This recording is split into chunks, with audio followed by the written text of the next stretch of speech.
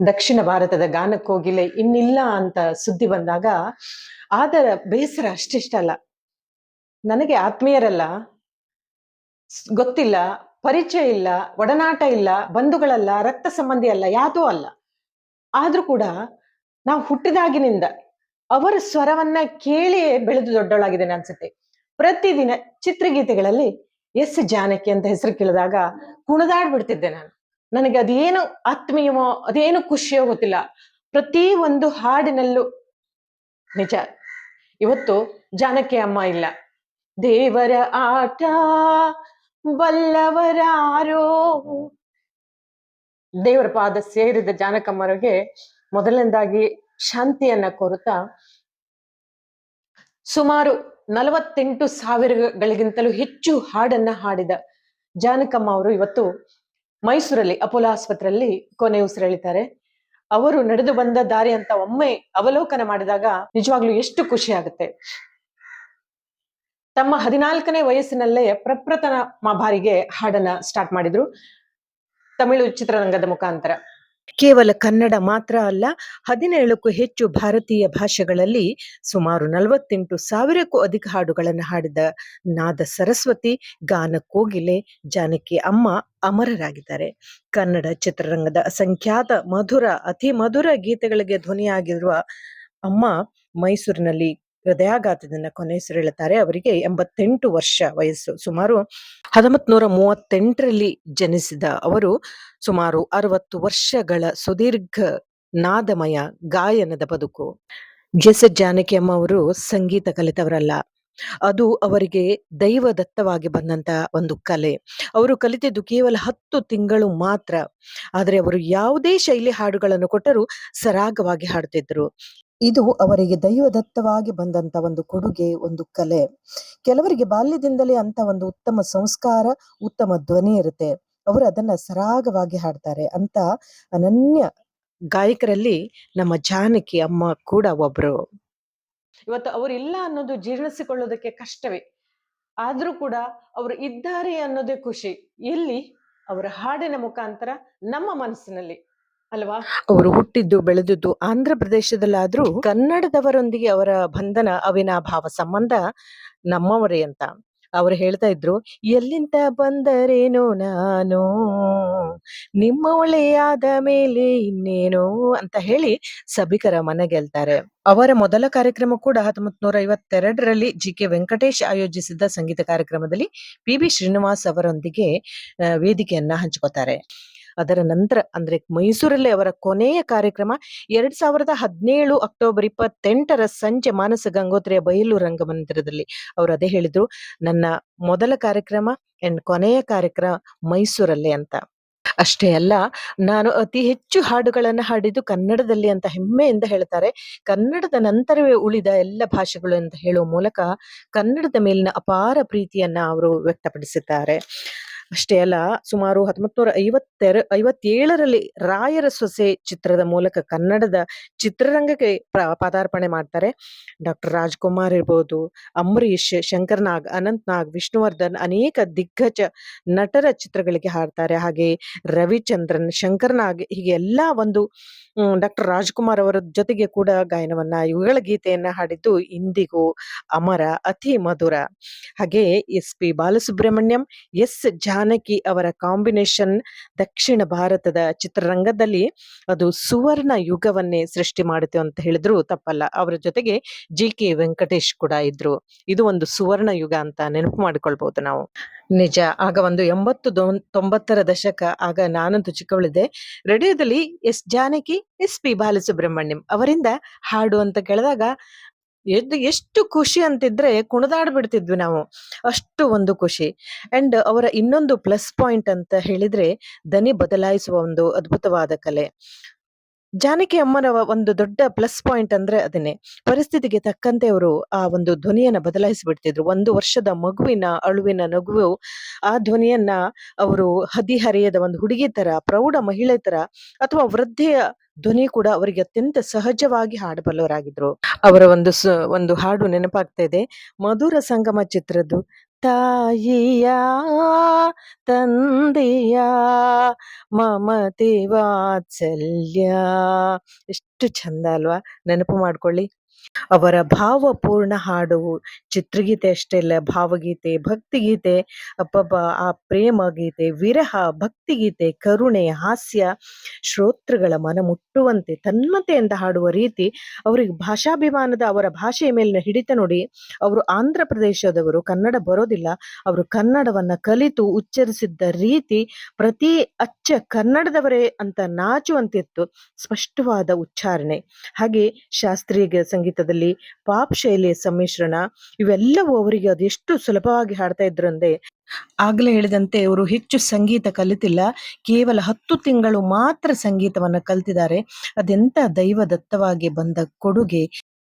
ಅಷ್ಟೇ ಅಲ್ಲ, ವಾದ್ಯನಾದದೊಡನೆ ಕೂಡ ಅವರು ಗಾಯನವನ್ನ ಹಾಡಿದ್ದಾರೆ ಕನ್ನಡದಲ್ಲಿ. ಬಿಸ್ಮಿಲ್ಲಾ ಖಾನ್ ಅವರ ಶೆಹನಾಯಿ, ಕರೆದರೂ ಕೇಳದೆ, ಎಂತ ಚಂದದ ಗೀತೆ, ಅದಕ್ಕೆ ಕೂಡ ಧ್ವನಿಗೂಡಿಸಿದ್ರು. ಅಷ್ಟೇ ಅಲ್ಲ, ಅವರ ಎವರ್ಗ್ರೀನ್ ಹಾಡುಗಳು ಒಂದಕ್ಕಿಂತ ಒಂದು ಉತ್ತಮವಾದ್ದು. 2 ಕನಸು ಚಿತ್ರದ ಹೊಂಬಿಸಲು, ಗಾಳಿ ಮಾತು, ಪಾವನಗಂಗಾ, ಚಂದನದ ಗೊಂಬೆ, ನಾನಿನ್ನ ಬಿಡಲಾರೆ, ಅವಳ ಹೆಜ್ಜೆ, 1-2 ಹಿಟ್ ಮೇಲೆ ಸೂಪರ್ ಹಿಟ್ ಚಿತ್ರದ ಹಾಡು. ಇವೆಲ್ಲಕ್ಕೂ ಎಸ್ ಪಿ ಬಾಲಸುಬ್ರಹ್ಮಣ್ಯಂ ಹಾಗೂ ಎಸ್ ಜಾನಕಿ ಅವರ ಧ್ವನಿ ಅಂತ ಕೇಳಿದ್ರೆ ಅಷ್ಟೇ ಅಲ್ಲ. ಗೆಜ್ಜೆ ಪೂಜೆ, ಬೆಳ್ಳಿ ಮೋಡ, ಉಪಾಸನ ಚಿತ್ರದ ಹಾಡು, ನಿನ್ನ ಸವಿ ನೆನಪೇ ಮನದಲ್ಲಿ ಆರಾಧನೆ. ಅಬ್ಬಾ, ಎಷ್ಟು ಚಂದ! ಗಗನವು ಎಲ್ಲೋ, ಭೂಮಿಯು ಎಲ್ಲೋ, ಎಂತ ಅದ್ಭುತ ಗಾಯನ. ಹಾಗೆ ಇತ್ತೀಚೆಗೆ 80ರ ದಶಕದಲ್ಲಿ ಹಂಸಲೇಖ ಹವಾ ಶುರುವಾಯಿತು. ಜಾನಕಿಯವರೇ ಅವರ ಮೊದಲ ಆಯ್ಕೆ ಆಗಿದ್ರು. ಪ್ರೇಮಲೋಕ ಇರ್ಬೋದು, ರಣಧೀರ ಇರ್ಬೋದು, ಇದೆಲ್ಲಕ್ಕೂ ಸುಮಾರು ಹಂಸಲೇಖರ ಒಟ್ಟು 40ಕ್ಕೂ ಹೆಚ್ಚು ಚಿತ್ರಗಳಲ್ಲಿ ಜಾನಕಿ ಅಮ್ಮ ಹಾಡಿದ್ದಾರೆ. ಹಾಗೆ ಮಲಯಾಳಂ ಚಿತ್ರಗಳ ಸಂಗೀತ ಸಂಯೋಜಕ MS ಬಾಬುರಾಜ್ ಅವರೊಂದಿಗೂ ಕೂಡ ಜಾನಕಿ ಅಮ್ಮ ಕೆಲಸ ಮಾಡಿದ್ರು. 60-70ರ ದಶಕಗಳಲ್ಲಿ ಅವರು ಹಾಡಿದ ಹಾಡುಗಳನ್ನು ಈಗಲೂ ಮಲಯಾಳಂ ಚಿತ್ರರಂಗ, ಕೇರಳದ ಜನ ಗುನುಗುಣಿಸ್ತಾ ಇರ್ತಾರಂತೆ. ಅಷ್ಟೇ ಅಲ್ಲ, ಕನ್ನಡದ ಅತ್ಯಂತ ಕಷ್ಟದ ಹಾಡು ಹೇಮಾವತಿ ಚಿತ್ರದ ಶಿವ ಶಿವ ಎನ್ನದ ನಾಲಿಗೆಯಕ್ಕೆ ಕೇಳಿರ್ಬೋದು. ಆ ಚಿತ್ರ ಅತ್ಯಂತ ಕಷ್ಟದ ಹಾಡಾಗಿತ್ತು ಅಂತ ಹೇಳ್ತಾ ಇದ್ರಂತೆ ಜಾನಕಿ ಅಮ್ಮ. ಯಾಕೆಂದ್ರೆ ಸಂಗೀತ ಸಂಯೋಜಕರು ವೈದ್ಯನಾಥನ್ ಆ ಹಾಡಿನಲ್ಲಿ 2 ರಾಗಗಳನ್ನ ಬಳಸಿದ್ರು, ತೋಡಿ ರಾಗ ಮತ್ತು ಅಭೋಗೆ. ಅದ್ರ 2ರಲ್ಲೂ ಹಾಡಬೇಕಾಗಿತ್ತು, ಅದು ಕಷ್ಟ ಆಗಿತ್ತು ಅಂತ ನೆನಪು ಮಾಡಿಕೊಳ್ತಾರೆ. ಮತ್ತೊಂದು ವಿಷಯ ಅಂದ್ರೆ, ಪುತ್ರ ಶೋಕದಲ್ಲಿದ್ದ ಅಮ್ಮ. ಯಾಕಂದ್ರೆ ಗಾಯಕಿ ಎಸ್ ಜಾನಕಿ ಅಮ್ಮ ಅವರ ಪುತ್ರ ಮುರಳೀಕೃಷ್ಣ 2026ರ ಜನವರಿಯಲ್ಲಿ, ಅಂದ್ರೆ ಈ ವರ್ಷನೇ ಹೃದಯಾಘಾತದಿಂದ ನಿಧನರಾಗ್ತಾರೆ. ಮಗನ ಸಾವು ಅಲ್ವಾ, ಪುತ್ರ ಶೋಕಂ ನಿರಂತರಂ ಅಂತ ಹೇಳೋ ಹಾಗೆ ಸ್ವಲ್ಪ ಆತಂಕಕ್ಕೀಡಾಗಿದ್ರು ಅವರು. ಮುರಳೀಕೃಷ್ಣ ಭರತನಾಟ್ಯ ಕಲಾವಿದರಾಗಿದ್ರು. ಜೊತೆಗೆ ಹಲವು ಸಿನಿಮಾಗಳಿಗೆ ಕೂಡ ನೃತ್ಯ ಸಂಯೋಜಕರಾಗಿ ಕಾರ್ಯನಿರ್ವಹಣೆ ಮಾಡ್ತಾ ಇದ್ರು. ಆದ್ರೂ ಅವರು ಅಷ್ಟರ ಮೇಲೆ ಈ ಒಂದು 6 ತಿಂಗಳದಿಂದ ತುಂಬಾ ಒಂದು ಆತಂಕಕ್ಕೆ ಒಳಗಾಗಿದ್ರು, ಮನಸ್ಸಿಗೆ ತುಂಬಾ ಹಚ್ಕೊಂಡಿದ್ರು.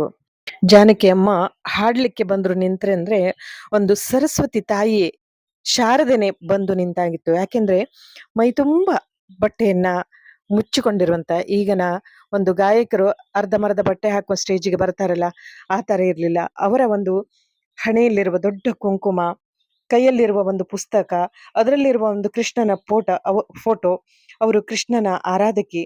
ಅವರ ಹಾಡುಗಳ ಪುಸ್ತಕದಲ್ಲಿ ಕೃಷ್ಣನ ಫೋಟೋ ಯಾವಾಗಲೂ ಇರ್ತಿತ್ತಂತೆ. ಅವರ ಪತಿ ವಿ ರಾಮ್ ಪ್ರಸಾದ್. ಆದ್ರೆ 1997ರಲ್ಲಿ ಪತಿ ವಿಧಿವಿಷರಾದ ನಂತರ ಅವರು ಹೆಚ್ಚಾಗಿ ಬಣ್ಣ ಬಣ್ಣದ ಸೀರೆ, ಪ್ರಿಂಟೆಡ್ ಸೀರೆ, ಚಿನ್ನದ ಬಣ್ಣದ ಜರಿ ಸೀರೆ ಉಡುವುದನ್ನ ನಿಲ್ಲಿಸಿದ್ರು, ಪೂರ್ಣವಾಗಿ ನಿಲ್ಲಿಸಿದ್ರು. ಬಿಳಿ ಸೀರೆಯನ್ನೇ ಅವರು ಹೆಚ್ಚಾಗಿ ಉಡ್ತಾ ಇದ್ರು ಅಂತ ಕೇಳಲ್ಪಡುತ್ತೆ. ಹಾಗೆ ಇನ್ನೊಂದು ತಮಾಷೆ ಕೇಳಿ, ಅವರಿಗೆ ಕರ್ಚಿಪ್ಪು ಅಂದ್ರೆ ಬಹಳ ಇಷ್ಟ ಸ್ನೇಹಿತರೆ. ಯಾಕೆ ಗೊತ್ತಾ? ಜಾನಕಿ ಅಮ್ಮ ಮೈಕ್ ಮುಂದೆ ಬಂದು ನಿಂತು ಹಾಡುವಾಗ ಅವರ ಒಂದು ಕೈಯಲ್ಲಿ ಕರ್ಚಿಪ್ ಇದ್ದೇ ಇರ್ತಿತ್ತು, ನೀವು ನೋಡಿರ್ಬೋದು. ಅದಿಲ್ಲದಿದ್ರೆ ಅವರಿಗೆ ಹಾಡ್ಲಿಕ್ಕೆ ಬರ್ತಾ ಇರ್ಲಿಲ್ವಂತೆ. ರೆಕಾರ್ಡಿಂಗ್ ಸಮಯದಲ್ಲಿ ಕರ್ಚಿಪ್ ಕಡ್ಡಾಯವಾಗಿ ಬೇಕಾಗಿತ್ತಂತೆ. ಅದಕ್ಕೆ ಗೊತ್ತಿದ್ದ SP ಬಾಲಸುಬ್ರಹ್ಮಣ್ಯಂ ಸರ್ ಅವರು ತಮಾಷೆ ಮಾಡ್ಲಿಕ್ಕೋಸ್ಕರ ಕರ್ಚಿಪನ್ನ ಬಚ್ಚಿಟ್ಟಿದ್ರಂತೆ. ರಿಹರ್ಸಲ್ ಮುಗಿದ ನಂತರ ಇನ್ನೇನು ಹಾಡಲ್ ಶುರು ಮಾಡ್ಬೇಕು, ಆದ್ರೆ ಜಾನಕಿ ಅಮ್ಮವರ ಧ್ವನಿಯಲ್ಲಿ ಸ್ವರ ಬರ್ತಾ ಇಲ್ಲ. ಯಾಕೆ ಕೇಳಿದ್ರೆ ಕರ್ಚಿಪ್ ಇಲ್ಲ.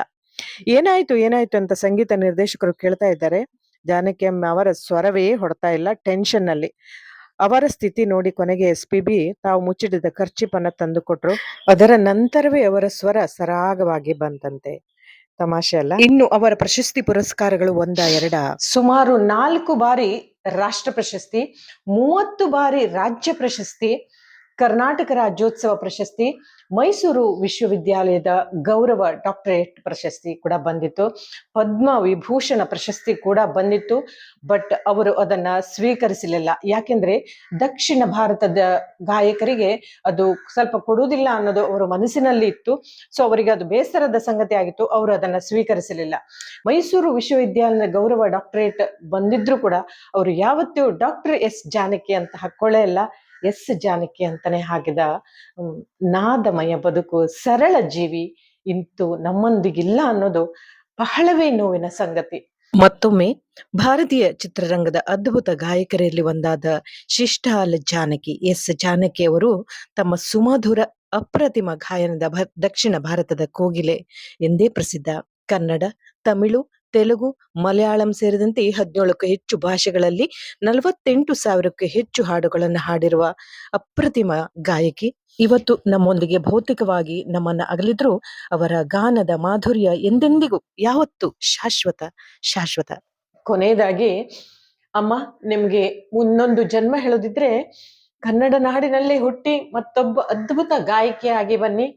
ಇಲ್ಲದಿದ್ರೆ ನಿಮಗೆ ಮೋಕ್ಷ ಸಿಗ್ಲಿ ಅಂತ ಕೃಷ್ಣನಲ್ಲಿ ಪ್ರಾರ್ಥನೆ ಮಾಡ್ತೇನೆ. ಯಾಕೆಂದ್ರೆ ಅವರ ಕೈಯಲ್ಲಿ ಯಾವತ್ತೂ ಕೃಷ್ಣನ ಒಂದು ಚಿತ್ರ ಇರ್ತಿತ್ತು. ಅವರ ಪುಸ್ತಕದಲ್ಲಿ ಒಂದು ಕೃಷ್ಣನ ಚಿತ್ರ ಇರ್ತಿತ್ತು.